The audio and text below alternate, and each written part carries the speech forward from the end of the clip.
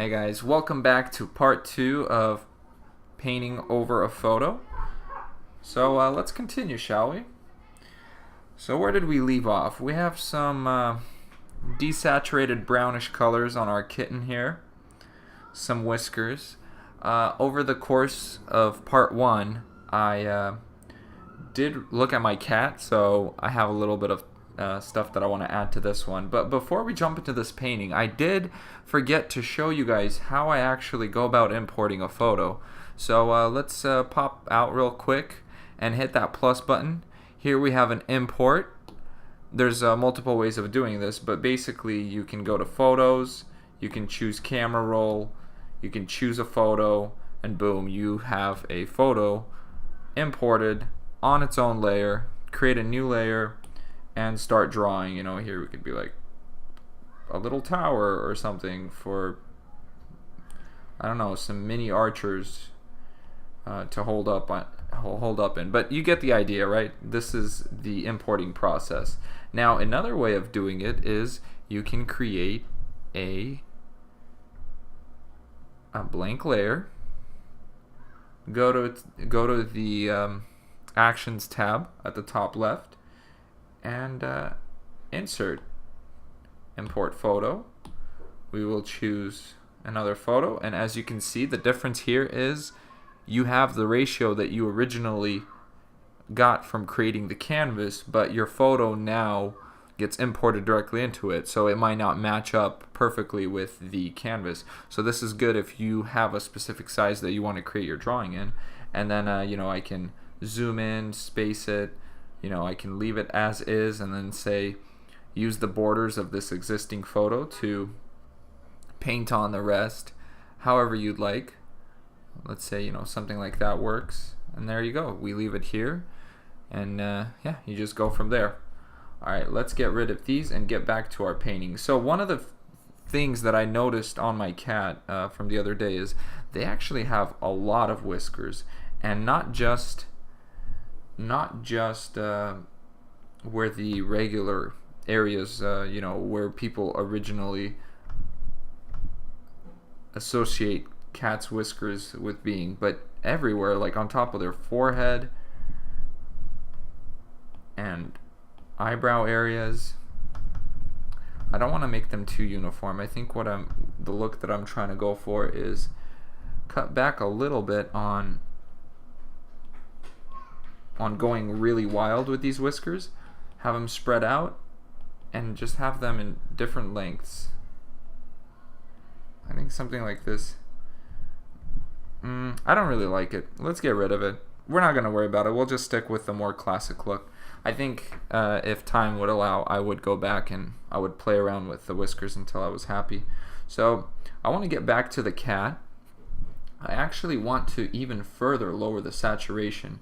I want this guy to be almost black and white, and the reason is, well, if you look at the colors surrounding the building itself, it's very, I guess you could use the word bland, but not only that, I want this to be a gray cat, and I want to utilize some more darker colors. So instead of just choosing a black color, I'm gonna go along the colors of the building that the cat is sitting on top, and I'm going to choose one of those darker colors.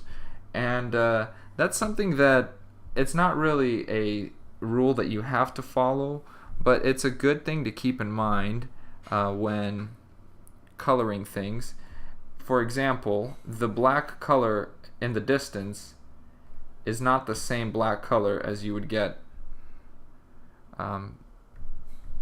with this building. So as you can see, I selected the black color from the further away windows, and it's a much lighter gray, and that's because of atmospheric lighting. So there's more atmosphere between these objects. So if I had my cat over here, I wouldn't just want to choose black, because that would all of a sudden be much darker than the surrounding area, and it wouldn't look like it's actually that far away. So it's a good thing to keep in mind value wise, to not go beyond, you know, the value of the surrounding things. You know, we don't have many brights around the buildings as well.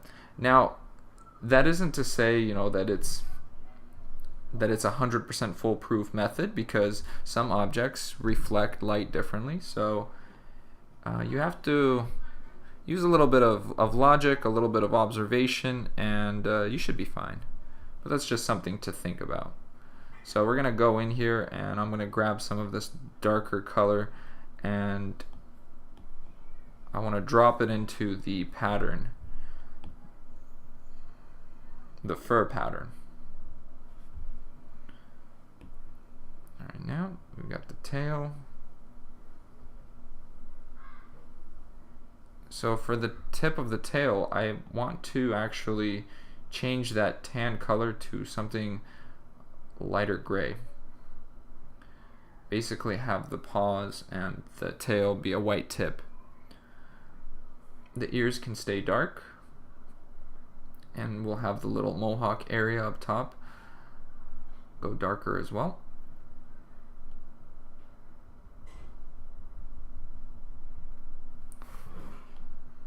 Alright, just filling it in. I can worry about touching up any specific areas once I get a full feel for how this change looks. So I'm going to bump up the brush size a little bit so I can fill it in faster. There's honestly not much point to spending too long doing this, since the outcome will still be the same. I'll still be able to see, you know, what needs changing. It's kind of like, do you want to fill in, you know, a 3x3 square on a piece of paper with a thin detail pencil, or with like a thick marker? If you need to fill it in with one color, you might as well use the larger tool, right? So it never hurts to bump up in size when you're doing the initial details.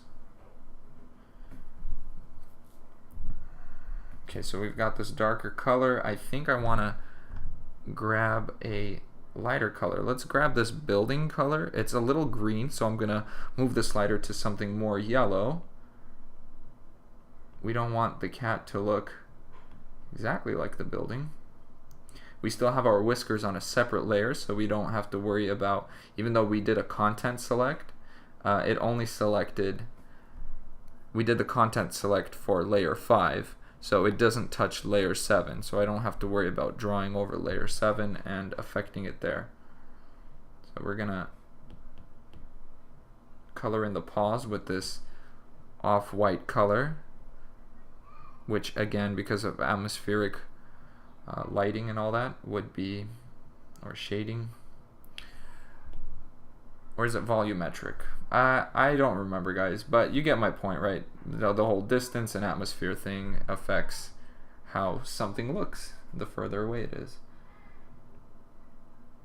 Alright, here we go. For the paws underneath, we're just going to color those in just a little bit. Let's get some more of this off-white color and have it running along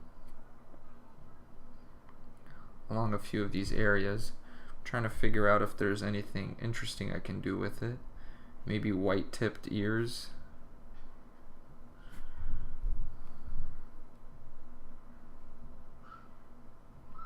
Maybe even the insides of the ears will be white. Yeah, we could do something like that potentially. Alright.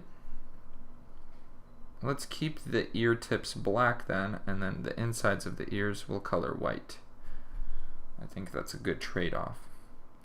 Now for the white itself, I want it kind of breaking apart and not just suddenly going from white to brown to black. There'll be almost a gradient, but since it's fur, we kind of want to show a little bit of rough patchiness going on between the different colors. For example, you will want to show some, let's say we have an area that's fully dark gray along the back. You can even, it wouldn't be a mistake to have a few brown strokes in there, just to show that, you know, you've got patches of fur, that it's okay if they're different color. So here we go. Let's get some of this darker color along the bottom here.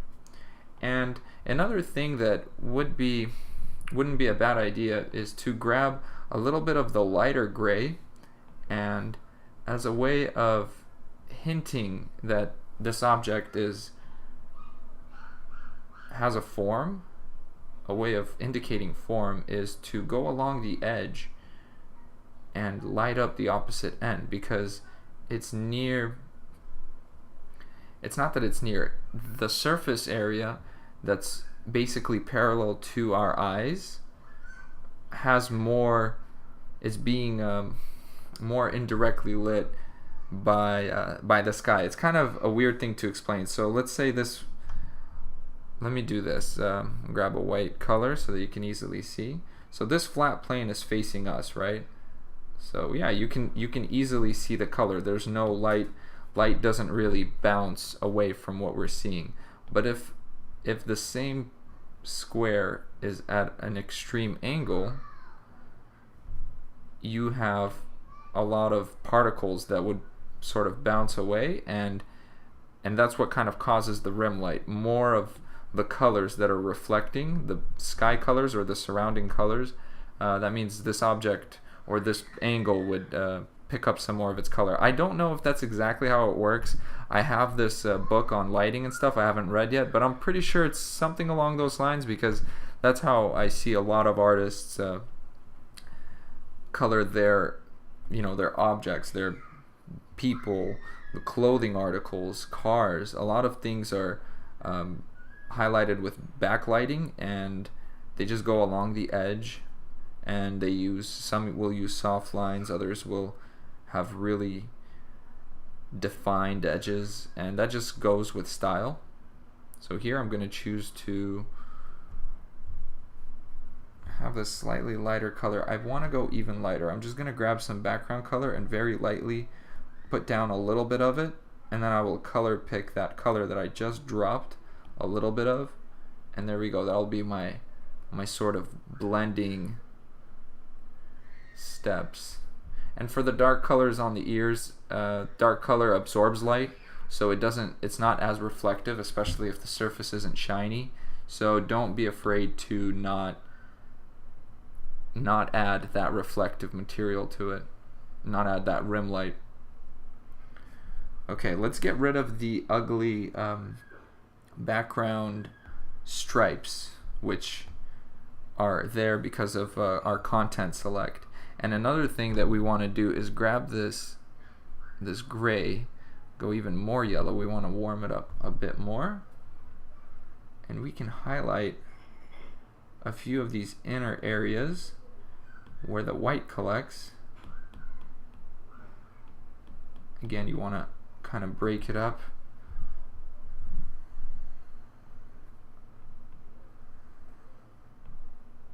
Around those spots. I think some of the ear stuff we'll get to it in a bit, but as you can see, it'll help push the form just a little bit more.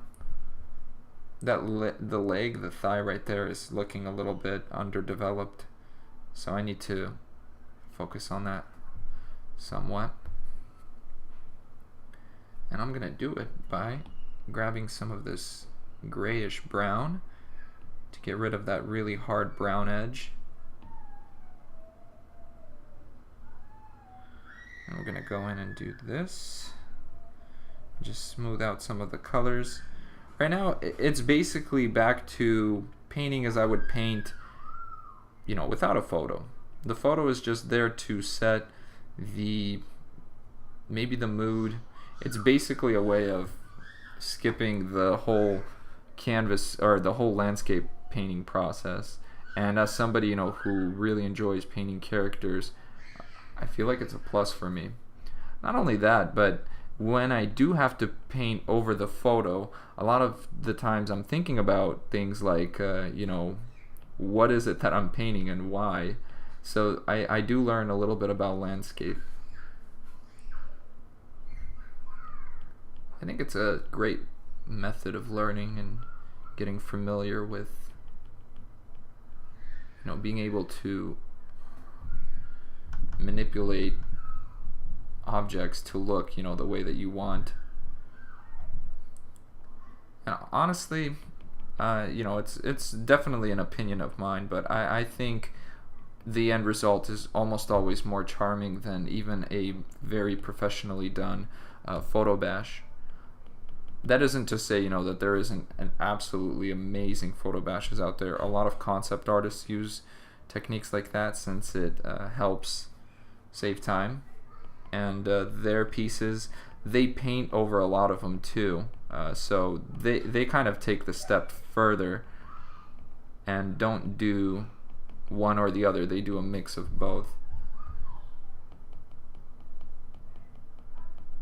So I'm just gonna make this part fuzzy. I still don't like his eye. So for the eye, I'm gonna just get some darker color, since cat eyes, they'll often have a dark rim around their eyes. All right, let's color this whole area in. And I want to have the fur connect back somehow. Sort of like this. We'll even do a darker eyebrow instead of that tan color.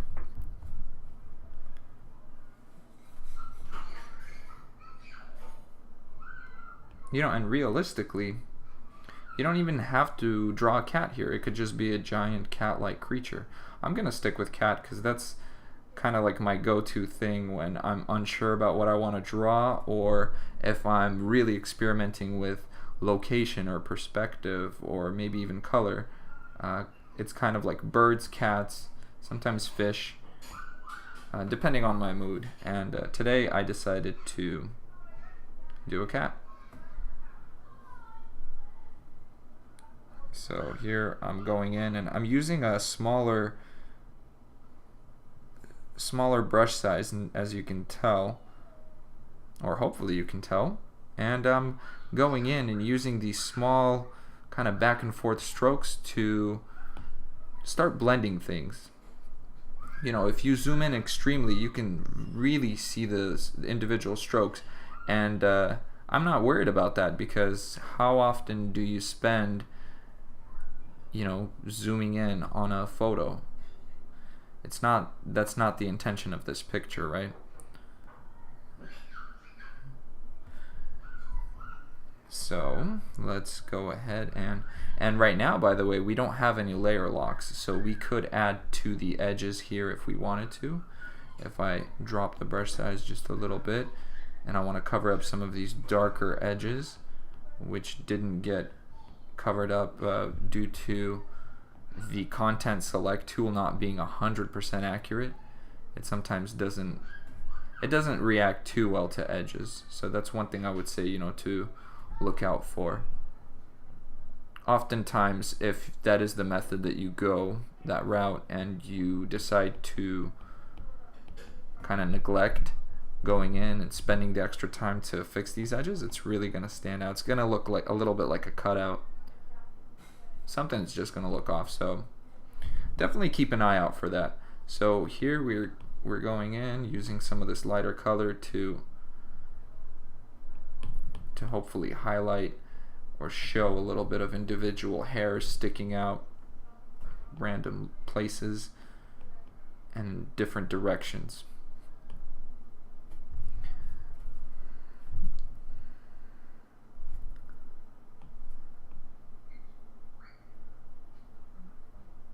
Okay, let's get this white fur looking a little bit better.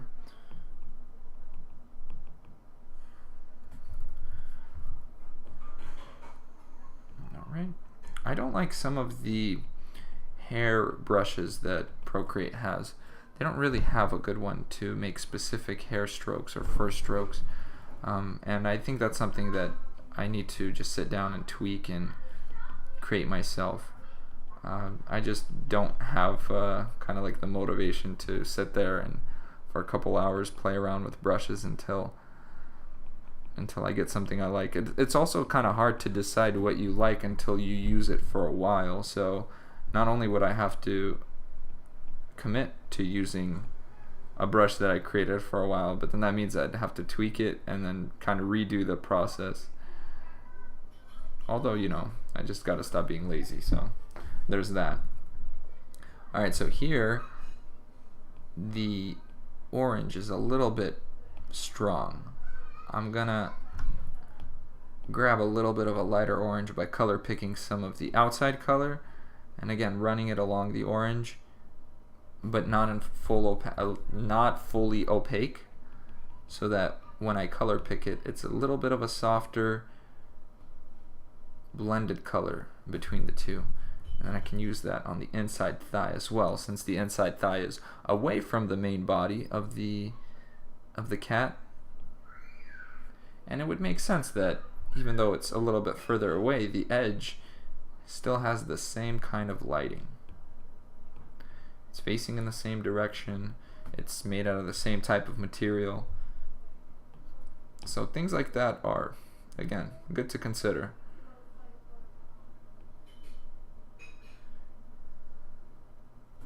Alright, so we're grabbing a slightly darker color and we're getting some of this pattern across to the thigh. And again, see, if you zoom out, it's not perfect, but it's starting to slowly come together. Okay, I just wanted to make sure to undo and redo that I didn't have any small pencil strokes, because sometimes when I zoom in and zoom out, my fingers will leave random strokes in areas that are completely unwanted, and then if I don't notice them early on, I can't just go back and erase them, because let's say I've already merged the layers, so I would have to draw around those areas and try to fix them that way, and it could be a headache sometimes. Imagine if I had just like a giant stroke left right here, you know, trying to draw this in without it being obvious it's pretty hard. Okay, here we go, getting some more of this fur to be all puffy and lovable.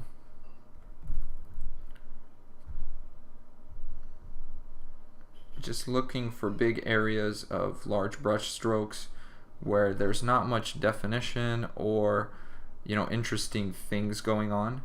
It just looks too out of place. So we go back to those and using a slightly smaller brush and some color variation, drop some of that in there.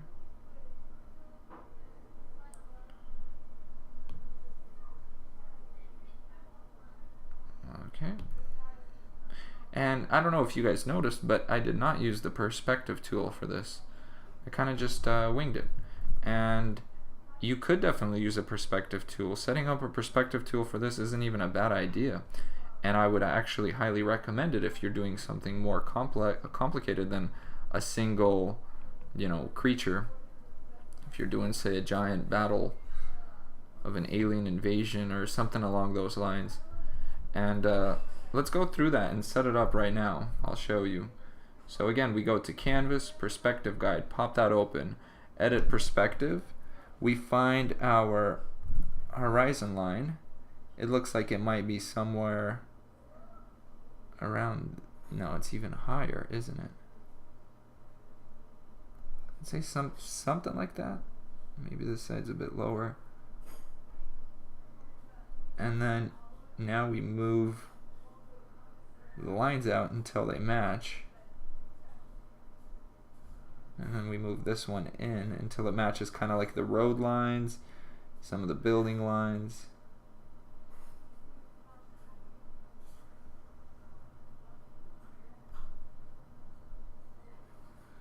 Remember, it's my eye level, and my eye level was like on the 22nd floor or something like that. That looks pretty good. It's not perfect. I'm trying to match it up with like the building underneath me on the bottom right. That's pretty good. So yeah, let's say something along these lines. It's not perfect, but if you were to paint within this environment, I'm pretty sure it would get, you'd get a pretty good result. So that's how I would set up the perspective guide. But since I don't need it, I can just disable that. And let's go back to our cat. Now again, I don't know if I can stress this enough. When painting with distance, you don't want as high of contrast as possible on these objects. Maybe the overall painting you can tweak the contrast, but if I was to say go to adjustments, grab curves or something and been like, already it doesn't work. So we don't touch contrast too much. You look at surrounding areas, you try to pick up on what sort of colors, what sort of hues and shades it uses, and you stick to that. You don't go all crazy and willy-nilly, or whatever phrase you want to use. Just reasonable, logical stuff. Okay, so again, small brush. I'm kind of hopping all over the place, looking at what's wrong, what looks okay. This won't be a masterpiece, but I think getting the idea across and bringing it to a presentable enough state is, I'd be happy with that. So obviously I could spend 12 more hours on it if I wanted to, but there's very little point because the investment on that the return on that investment wouldn't be that great. You get diminishing returns when you're working on paintings. You can spend 1,000 hours, but you can get a result that's basically the same in 100, right? So why would you spend that extra 1,000 hours for, say, maybe, I don't know, if you want to be super superficial, 1,000 more likes or something along those lines. It's not worth it. You could have spent that time to make 10 paintings that all took 100 hours each, and 100 hours is a lot. So you'd probably be able to make some amazing stuff with that much time. So yeah, just something to think about. Are you spending more time than you should be? A lot of artists have a rule where they do each thing in one session. Each painting, they only spend one session on it, or 2, maybe 3 max. Other people say 8 hours max per painting. I'm not spending any more. If I am, then that's it. I leave it as is and move on. So maybe that's something that you should consider doing too. I don't have that rule, but I could see how it would benefit me greatly. So I'm starting that in a way, just kind of keeping it in the back of my head. I haven't set a specific rule or limitation, but I honestly think sometime in the near future I will. So let's get over to the ear here, fix some of these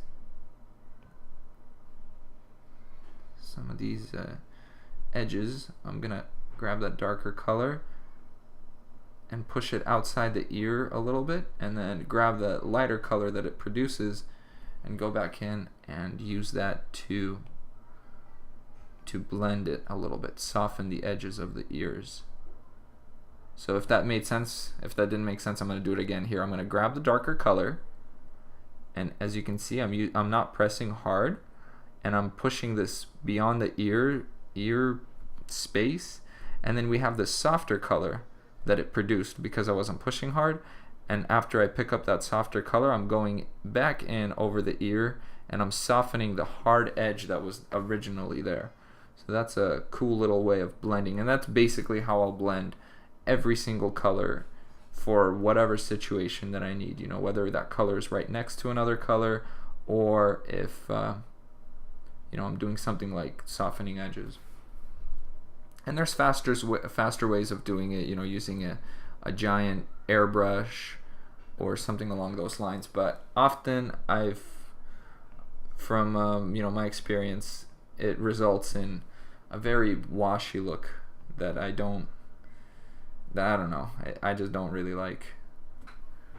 I like the personal, touch that it gives if you show these strokes.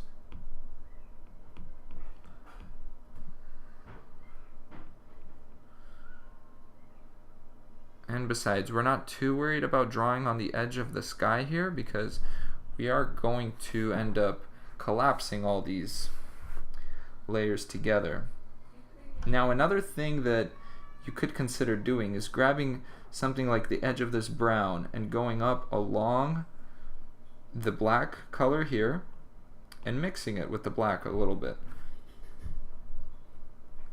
Again, it's hair, and it's not like hair lines up right next to each other and it's like, oh, from this point on I shall no longer be black, I will only be brown hair, or I'll only be, you know, white hair, gray hairs, or whatever. I don't think that's how it works. Okay, so we've got the hair over there. The tail, I think, needs a little bit of touching up, and then I'm moving on to the yarn ball. Once the yarn ball is done, then we are done. So it shouldn't be too long of a video, especially if I don't prolong it, and I'm trying my best not to move it beyond the realm of what it needs to be. I think I've gotten majority of my points across. Now I'm just talking about, you know, doing individual stuff. If you guys are drawing cats, and you know, so this is like a cat slash pet slash environment tutorial. It's everything and everything. You know, I use a lot of these techniques for all my paintings, not just this painting in particular. So again, softening up the edges of the tail and going back in and using smaller strokes to soften out these bigger ones so that they don't look as sketch. Alright, now we grab this darker color again. I'm going to rotate the canvas so that I've got a more comfortable grip on the angle which I want to draw with, and I'm going in and softening up the edges.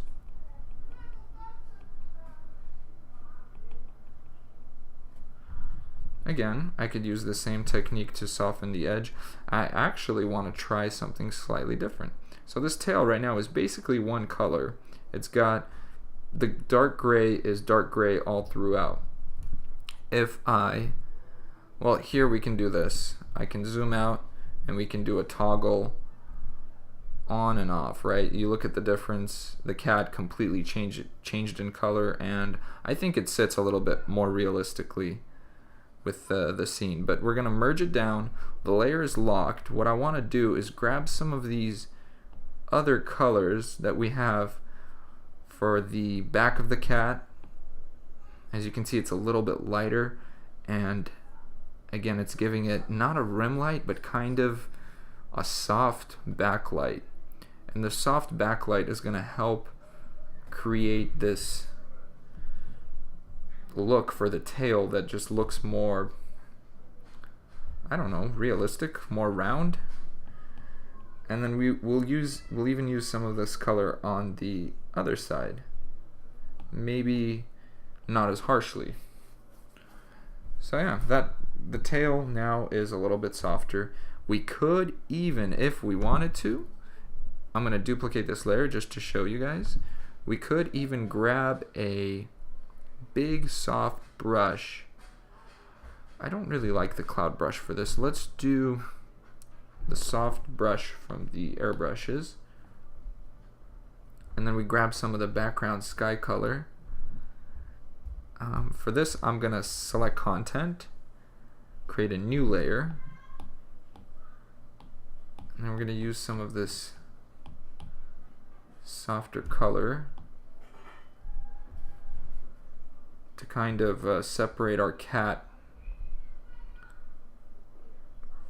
from the building. I don't think that I need to separate him from the building. I think the tail separation makes enough sense. So something like that. So it doesn't look like the tail is coming out of the building. I actually like it. I think it's not too intrusive. So I like it. I'm gonna do that. And then we have our old cat down here. We can erase the sketch layer. I can pretty much erase, although I'll just keep it just in case. Alright, I think the cat is so far so good. A little bit of eye stuff from far away kind of sticks out at me, and I want to change it so that it's not as rough looking. Let's zoom back out. Yeah, I think that's fine. Okay, cool. And now we get over to the yarn ball. And the yarn ball will show all the same things that I've kind of already been doing on the cat, but in a simplified manner. Maybe I should have started with the yarn ball. Oh well, you know, we don't take shortcuts, we learn the hard way, right? That's honestly kind of how I've been doing things almost my whole life, and I don't know if it's kind of like some stubborn, oh, you know, this is gonna make me better at doing it. I don't know if it's that sort of mentality, which I don't think even is accurate, but nevertheless, that's what I do. Alright, so we're gonna fill in any gaps that we have between the building and the yarn ball that we do not desire to be there. Get it as round as possible, but it's a yarn ball, it doesn't have to be perfectly round.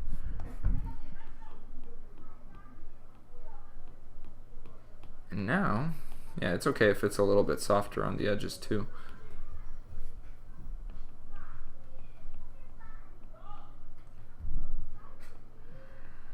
That little twitching of the screen is me resting my palm on the screen, and while lifting it, the pencil, it does like a little twitch, which isn't problematic. I'm just pointing it out to you guys that that's what's happening there. Okay, we've got the circle of the yarn ball done. If we pop open our little sketch layer, we can see a few of the lines that I've already created for it. And then we want a line running down the building side a little bit, but that line I'm going to add completely separate of the yarn ball, and the reason that I'm doing it separately is you will see.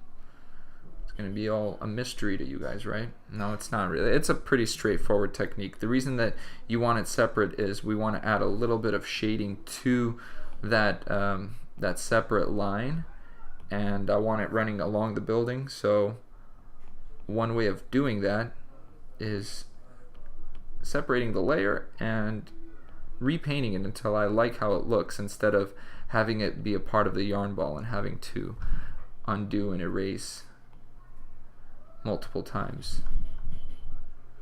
Okay, so I'm coloring in a few of the darker lines for the yarn. We're gonna go from dark to light, so we're gonna add some indications of where the string might be wrapped, and then at that point we'll figure out what overlaps what, and where we can get some highlights and some shadows going.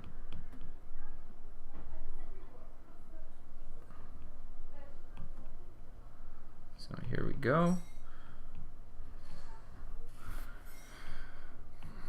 Oh man, it's really important to have good posture when painting. I'm like slouched over, hanging out, talking to you guys, and I'm starting to feel it. It was the same case when I used to live stream. I would just like destroy my back within like the 2 hours. All right, let's remove the sketch layer, and now we'll grab a little bit more of this darker color,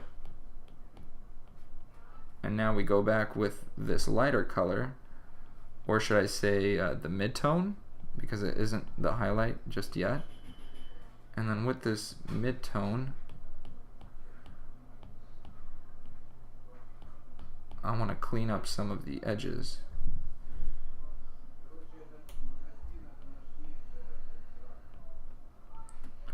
Okay, and then as we clean them up, another trick to adding a little bit of realism to this yarn ball, and I'm sure a lot of beginners would probably really overlook this, but the edges of the yarn ball wouldn't be perfect if the string is wrapped, especially if it isn't wrapped too tightly. If a cat's been playing with it, some of the edges would create little bumps, and that's what we're gonna simulate. So let's do that right now before we even add highlights. I'm gonna get rid of the alpha lock, even though that's not necessary, because you can erase stuff off of layers even though it's alpha locked. I'm going to go in and I'm going to very, very lightly drop a few creases in there, in the areas where the dark color runs off of the edge, because that dark color is indicating that the string is recessing in that area. And this technique I use on everything, on armor, on clothing, on folds in the skin, right? You got anywhere where, oh man, cars are honking, and what are you gonna do? So this is a good technique to kind of have in the back of your mind and always, see, does it apply here? Do I need creases? Is this object really rigid, and is it, like a smooth stone, or is it a bumpy rock?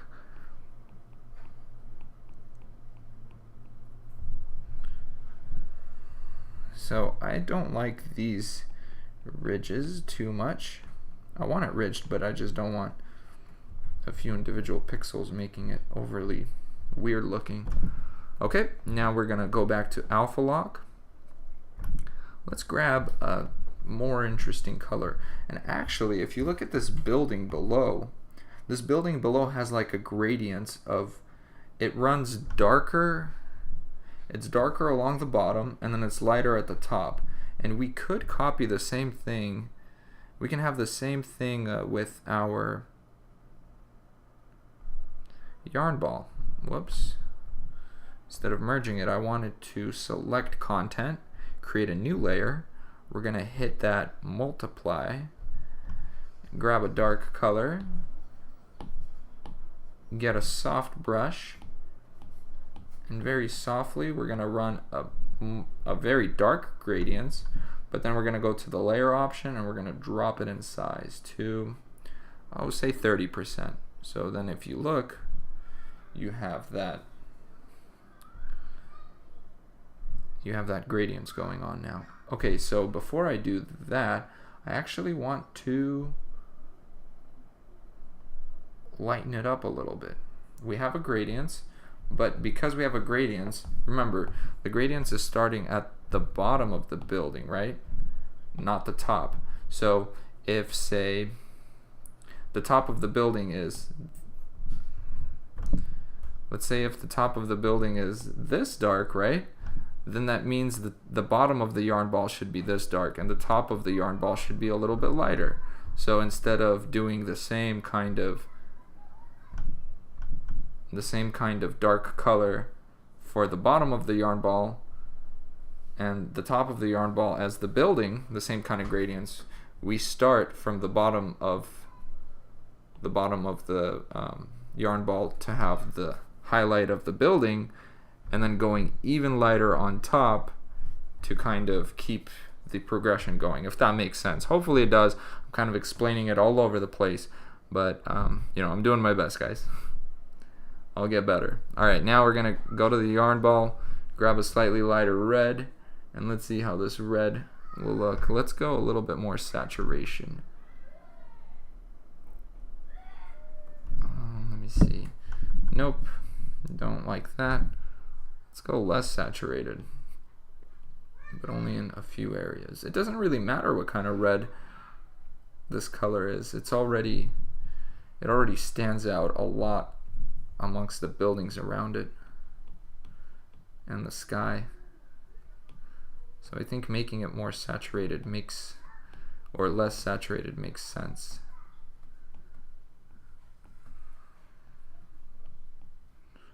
So now all the areas that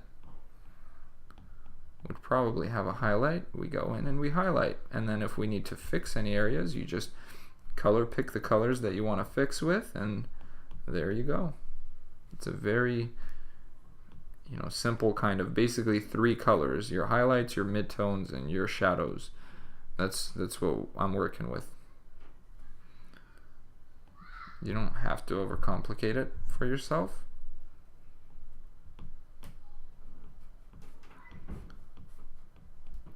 Okay, now we're using this softer color along the edges.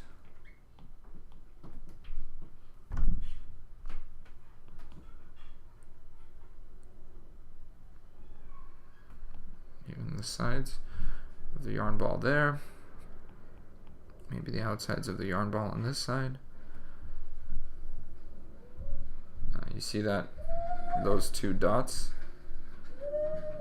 Those aren't supposed to be there. And now if I try to erase them, it'll all erase. So what I have to do is color pick the neighboring colors and fill them in. Okay, now let's do the single string. So the single string, I'll create a new layer. I'm going to grab the absolute darkest color that I have for my yarn ball, and we'll run it down the side of the building.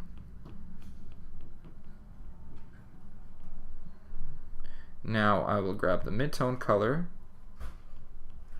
I will lay it on top of this darker color. Now I'll grab the highlight and I will drop it in a few areas, like along the top and along the bottom where it slightly curves out towards the light. And that's it. And now I will create a new layer underneath the piece of string that's hanging, put it in multiply. Let's grab a black color again. Multiply is kind of, it works with other colors too, but black is fine. And then we'll run along the side of the building a piece of shadow, and we will soften this shadow up. The more rough the edge is, that means the closer this object is to the building. So if you soften the edge, that would indicate that one, the object itself is pretty soft, and two, that it's slightly further away from the building. So along the top, it's going to be right alongside the building, and on the bottom it might, you know, naturally kind of move away from it. So I'm gonna select the transform tool, grab the middle dot on the bottom, and with this dot I can move around kind of the angle.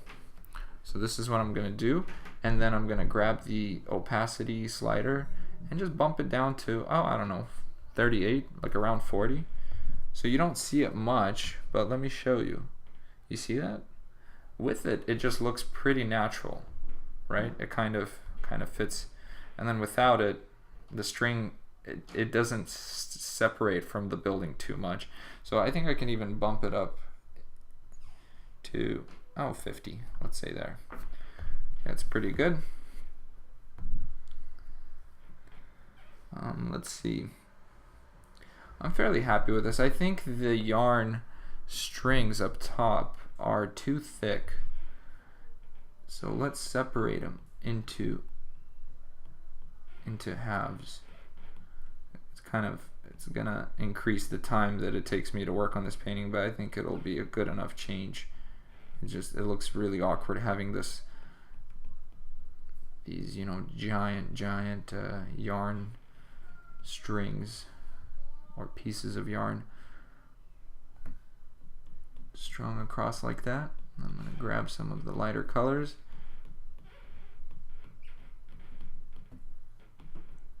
And now that means I created new edges that need to be chopped down a little bit. So we're going to grab the eraser. We're going to go in and make some adjustments. And I think we're basically done here. You could, if you wanted to, you know, add, not necessarily add, but play around with the hues and color settings after collapsing all the layers and make, you know, whatever adjustments you wanted there. Yeah, see, I like the new edition a lot more. Alright guys, let me sign this thing. I'm going to grab some of the sky color, zoom in down here. Let's get my initials. Whoa, awkward. New layer. Why can't I? Did I lock it? No, I didn't lock it. I undid it. There we go.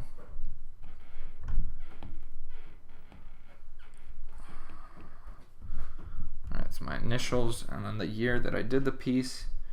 Boom, and then it's done. So we want to share this. We share the artwork, save it, and there you go, and it's ready to go. You could obviously do whatever other changes you wanted to it, but I am fairly fairly pleased with the result here. Again, I will zoom in manually instead of doing like a cutout piece of it. This is what the cat looks like. As you can see, the toes aren't super detailed. Don't really care about that. Then we have our little yarn ball with the shadow alongside the bottom of the building. If I was really being super careful, I guess, what I could do is grab some of the sky color and using a really small stroke, add a little bit of rim light along there. I don't know if I like how that looks. It doesn't look bad, but again, I'm not worried about that.